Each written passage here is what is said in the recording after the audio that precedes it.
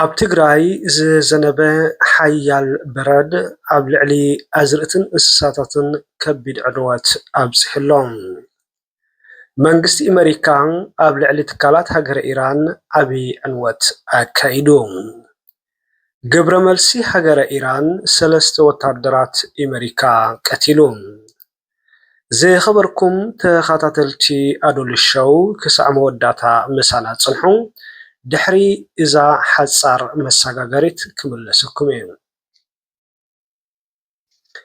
ኣብ ትግራይ ሓያል ዝናብ በረድ ዝተሓወሶ ብምዝናብ ኣብ ልዕሊ ዘራእቲን ንብረትን ከምኡ እውን እንስሳታትን ከቢድ ዕንወት ኣብፅሕሎም።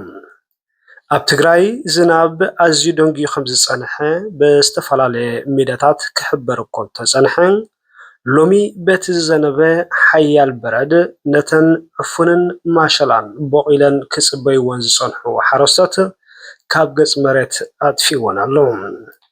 ሓረስቶት እታ ክልል ድማ ንሰብ ሃፍቲ ዲያስፖራ ሓገዝ ዘራእትን ከምኡ ድማ ንድኩዒ ዝኸውን ማዳበርያ ንክግበሮም ከም ዝክብሉ ፃዊዕቶም ኣቅሪቦም ኣለዉ።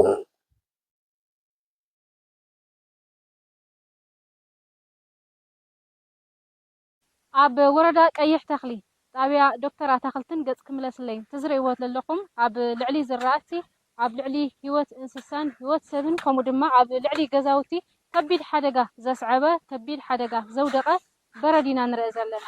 እዚ ሎማዓንቲ ጠጠው ኢለ ዝሪኦ ዘለኹ ትሪእዎ ዘለኹም ዝኩዓት ዘሎ ብምሉኡ በረድ እዩ። ኣብ ትሕቲ እዚ ድማ ናይ ዕፉን ዝራእቲ ዝነበረ እዩ ብበረድ ተሸፊኑ ዘሎ።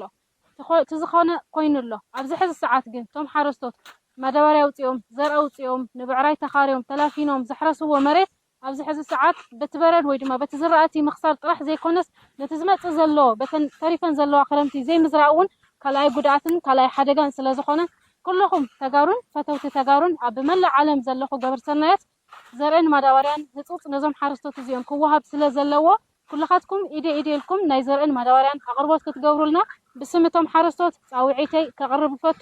ኣብ ዓላጀ ማእከል ዕቤት ሓረስቶት ብዝግበር ናይ ዘርአን ማዳበርያን እታወታት ምትእኽኻብ እቶት ኩልኻትኩም ክትረባረቡ ሕዚ እውን ብስም እቶም ሓረስቶት ፃውዒተይ ከቅርብ ፈቱ ይቀኒየለይ።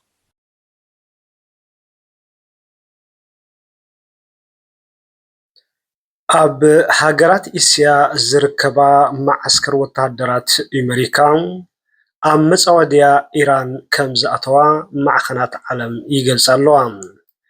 በዚ ኣሜሪካ ዝፈነወቶ ሓያል መጥቃዕቲ ኣብ ልዕሊ ዓበይቲ ትካላት ኢራንን ኣብ ልዕሊ ህዝብን ዓብይ ዕንወት ከም ዘብፅሐት እውን ይሕበር ኣሎ።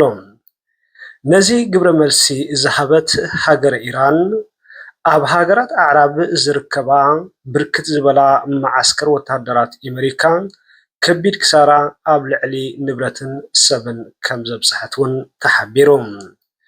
ብተወሳኺ ወታደራት ኢራን ኣብ ሃገረ እስያ ዝርከቡ ማዓስከራት ወታደራት ኣሜሪካ ብነዊሕን ሓፂርን ተወንጫፊ ሚሳይል ብምጥቃዕ ከም ትድብድብ ምፍርራሕ ዝተሓወሶ መልእኽቲ ኣመሓላሊፋ ኣላ።